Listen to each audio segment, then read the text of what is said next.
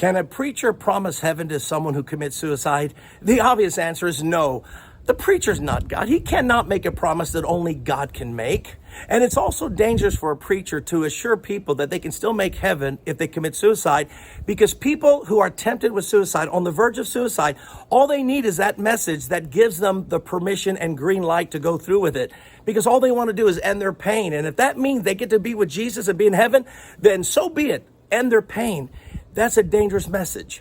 Now, I sympathize with ministers. I'm a minister myself. And often when we deal with suicide, we're thinking of two audiences. One are the family members who lost people through suicide. And you know, we feel grief for them. And sometimes a preacher thinks, well, I'm just going to offer them hope that they're going to see their loved ones in heaven. But the problem is there's also a second audience that's listening to that. And that's those who are on the verge of suicide. And all they need is to hear that preacher say that, and it gives them the green light to go through with it. I know firsthand the tragedy of telling people that kind of message.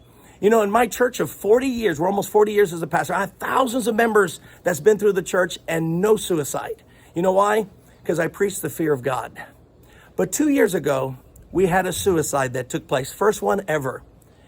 But it was from a man who was also attending and flirting with another church, the Seventh-day Adventists. And the pastor there told him that people who commit suicide, they can still make heaven. And he heard that message. You know what he did? He went outside the city of El Paso, out in the boonies, and he took a gun and he shot himself in the head. He didn't succeed. He reached out to try to find that gun again, and he shot himself a second time. The coroners tell us he didn't die right away. He bled for several hours in pain. What did he hear? He heard a preacher tell him, you can still go to heaven. That's a dangerous message to send anyone. Because if anything, the Bible is quite clear. We ought to teach the fear of God. You might not be aware of this, but did you know the Christian church has never provided burial for suicide victims, even if they call themselves a Christian? Starting with Judas Iscariot, who committed suicide, the apostles let the Sanhedrin bury him. And ever since then, the church has never buried and done Christian funerals for suicide victims.